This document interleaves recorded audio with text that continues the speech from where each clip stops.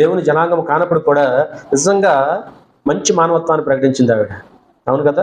అత్త సమస్తము కోల్పోయిన పరిస్థితులు, ఇద్దరు బిడ్డల్ని లేకపోతే తన భర్తను కోల్పోయిన పరిస్థితుల్లో మూడులాగా మెరిపోయిన చూసినప్పుడు నయోమి జీవితంలో అండగా నిలబడినట్టుగా లేఖనాలు చూశాం. పెద్ద కోడలు అయితే వెళ్ళిపోయింది వార్ప, రెండో కోడలు మనం చూసాం లేఖనాల్లో అండగా నిలబడింది.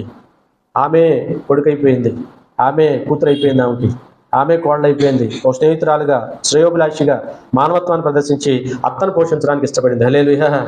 జాలి కలిగిన మనసు. అందుకనే దేవుడు అసలు అక్కడి నుంచి చూచారంట ఆమె క్రియలు. ఎక్కడి నుంచి చూచారు?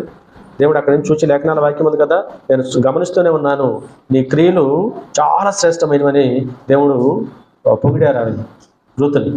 వాళ్ళ వాక్యం ఉన్న సహోదరు మన జీవితాలు కూడా క్రియల్లో కాస్త మనం జాలి కలిగిన మనసు కలిగి ఇతరులకు కాస్త హెల్ప్ చేసే నేచర్ కావాలి. అందుకని మదర్ తెరీసా అంటారు చాలా సందర్భాలు, తెలుసు కదా మనకి, బ్రహ్మాండమైన స్వాగతం పెట్టారు. కొన్నిసార్లు ప్రార్థించే పెదవుల కన్నా సహాయం చేసే చేతులు మిన్నండి.